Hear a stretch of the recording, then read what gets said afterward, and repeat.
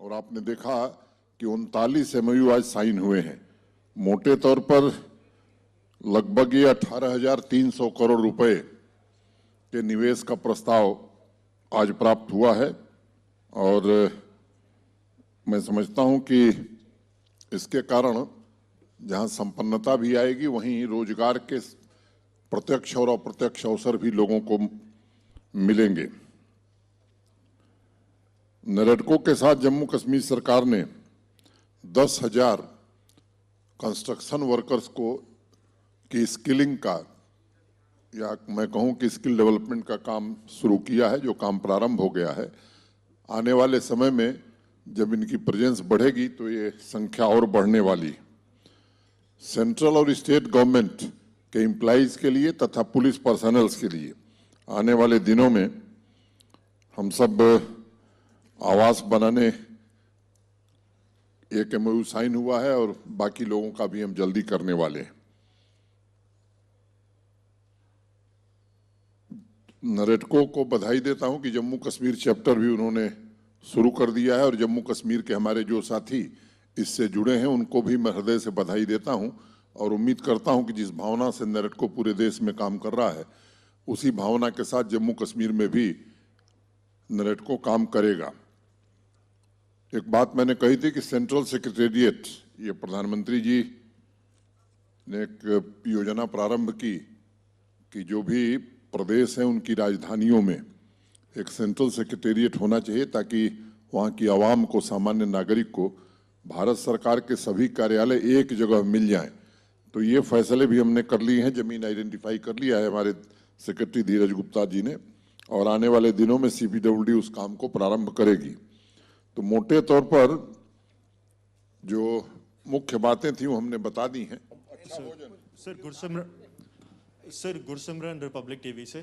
Sir सवाल यह है कि रियल एस्टेट जो इंडस्ट्री है वो जम्मू कश्मीर में आ रही है, लेकिन जम्मू कश्मीर के कई ज़्यादा राजनीतिक दल अगर एक दो को छोड़ दें तो उन्होंने इस तरह के खदशात जाहिर किए हैं कि अगर बाहर से कोई इंडस्ट्री आती है तो एक तो लोगों से ज़मीन छिनेगी और उसके साथ साथ जो एम्प्लॉयमेंट है वो बाहर के लोगों को दी जा रही है, जम्मू कश्मीर के लोगों को प्राथमिकता नहीं दी जा रही।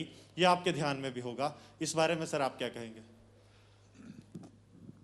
मैं इसे पूरी तरह खारिज करता हूं और जो भी हाइड्रो पावर के प्रोजेक्ट या रेलवे और नेशनल हाईवे NHI DCL जो काम कर रहे हैं, मैं आपको बताना चाहता हूं देश के दूसरे किसी राज्य से आप तुलना करिए तो लोकल एम्प्लॉयमेंट यहाँ सबसे ज़्यादा दिया गया है। हाँ, ये सच है कि कुछ स्किल्ड काम है जो स्किल्ड आदमी ही कर सकता है, तो अब प्रोजेक्ट अगर पूरा करनी है तो स्किल्ड आदमी चाहिए। बाकी मैं एक प्रोजेक्ट के बारे में मेरे पास विवरण है और हर महीने हम रिपोर्टिंग लेते हैं, हमारे पास भी आती है और चीफ सेक्रेटरी के पास भी जाती है, तो मैं इसे पूरी तरह खारिज करता हूँ। उपराज्यपाल जी, सुनील भट्ट, आज तक से। उपराज्यपाल जी, कई वर्ष पहले यहाँ पर जम्मू कश्मीर में एक इनिशिएटिव लिया गया था कि जम्मू की तर्ज पर श्रीनगर में भी एक सैनिक कॉलोनी बनेगी, लेकिन उसका काफ़ी विरोध हुआ। अब चूंकि ये रियल एस्टेट का इन्वेस्टमेंट होने वाला है यहाँ पर जम्मू कश्मीर में बड़े स्तर पर, तो क्या जो भारतीय सेना के जो रिटायर्ड अफसर हैं, सैनिक हैं, केंद्रीय जो अर्धसैनिक बलों के जो पर्सनल है, क्या उनके लिए यहाँ पर हाउसिंग कॉलोनी बनेगी रिटायरमेंट के बाद और रिटायरमेंट से पहले भी?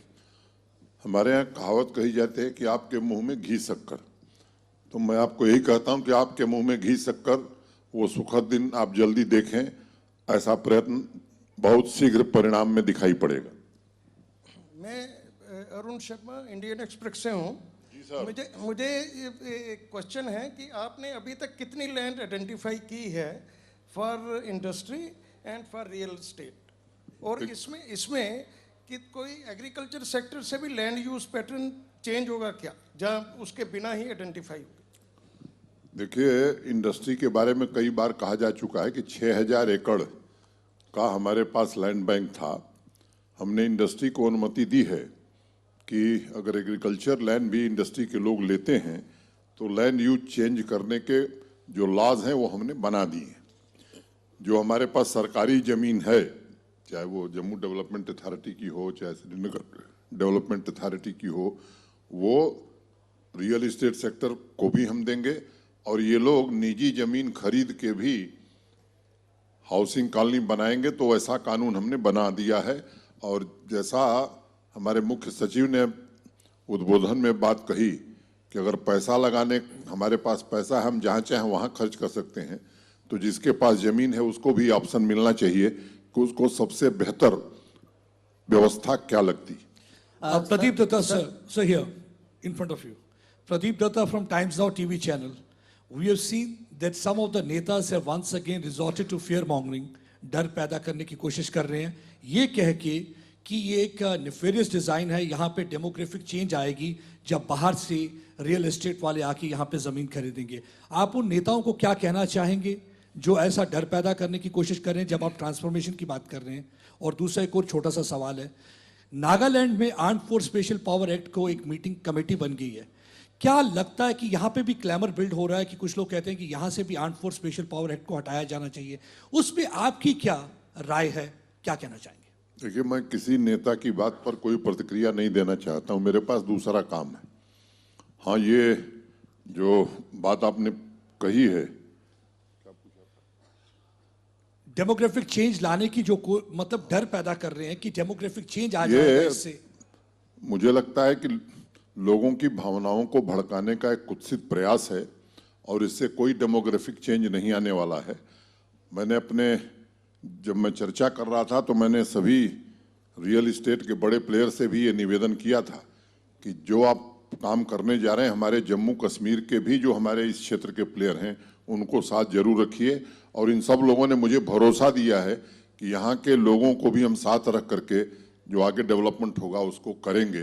तो मुझे लगता है कि आपको ये बात मालूम है कि देश के सुदूर इलाकों से जो लोग आए हैं, वो ठीक कहा किसी ने कि वो बिजनेस करने नहीं आए हैं, जम्मू कश्मीर का विकास देश का विकास है, इसलिए इस भावना से वो आए हैं और इस बात का ख्याल रखेंगे कि जम्मू कश्मीर में भी हीरानंदानी पैदा हों। और armed force special power act को सर लेके, sir armed force special power act को लेके जो क्लैमर बिल्ड हो रहा है, कुछ लोग कह रहे हैं नागालैंड में कमेटी बनी है तो यहाँ से भी रिवोक होना चाहिए काफी देर से, तो आप इसमें क्या? उसकी चिंता आप मत करिए, मैं उसे ठीक से देख रहा हूँ, अभी मुझे कोई ऐसी जरूरत नहीं महसूस हो रही। Sir Amit Kumar, views today news से। सर डॉक्टर जितेंद्र सिंह जी ने दो इंपॉर्टेंट चीजें बोली। उन्होंने बोला कि इन्वेस्टर्स ने अपना माइंडसेट बना लिया, लेकिन जम्मू कश्मीर के लोगों को अपना माइंडसेट बनाने की जरूरत है। दूसरा उन्होंने बोला कि जो पॉलिटिकल लीडर्स है वो पब्लिक को उचित तरीके से एड्रेस नहीं कर पा रहे। आप जेके यूटी के सर्वसर्वा है, आप क्या मानते हैं कि क्या जो पॉलिटिकल विल, कंट्रीब्यूशन और कमिटमेंट होनी चाहिए, क्या वो चीज है? देखिए, अब जितेंद्र सिंह जी ने जो कहा उस पर मैं क्यों प्रतिक्रिया दूं, उनसे पूछिएगा, वो जो बताएंगे मुझे लगता है उसी को आप लिखिएगा। नमस्कार sir, greater Jammu Pankaj Khajuria. Sir एक क्वेश्चन आप खाओगे कि खाली ग्रेटर जम्मू करोगे? सर खाएंगे भी सर। एक लास्ट क्वेश्चन है सर, ऐसा माना जा रहा है जम्मू कश्मीर के अंदर इस समय इलेक्टेड गवर्नमेंट नहीं है और जिस तरीके से गवर्नमेंट द्वारा डिसीजन लिए जा रहे हैं, स्टेक होल्डर जो लोकल पब्लिक है उसको बोर्ड पे लाने के लिए क्या प्रयास रहेगा सरकार द्वारा? क्योंकि हमने देखा कि चैम्बर ने भी हाल ही में एक एजिटेशन की थी, एक दिन का प्रोटेस्ट किया था और आए दिन प्रोटेस्ट देखने को आते हैं। कैसा प्रोटेस्ट? जम्मू बंद की कॉल दी थी सर। तो ये उनसे पूछिए क्यों किए थे, लेकिन जो उनके मुद्दे थे सब हमने हल कर दिए थे। Sir Neetu Singh from JK news today. Sir मैं आपसे पूछना चाहती हूँ कि कई डिकेड से यहाँ पर ऐसी कॉलोनीज नहीं बनी थी जिसको लेके जम्मू कश्मीर का डेवलपमेंट काफी हजार्ड हो चुका था। अब आगे आप इसके लिए क्या कहेंगे और क्या ये स्मार्ट सिटी का एक हिस्सा है? देखिए, आप मिठाई खिलाइए, आज का सम्मेलन उसी दिशा में एक प्रभावी कदम उठाएगा, तो बढ़िया मिठाई लेके आइएगा। सर यहाँ से मैं थैंक यू सर एक सवाल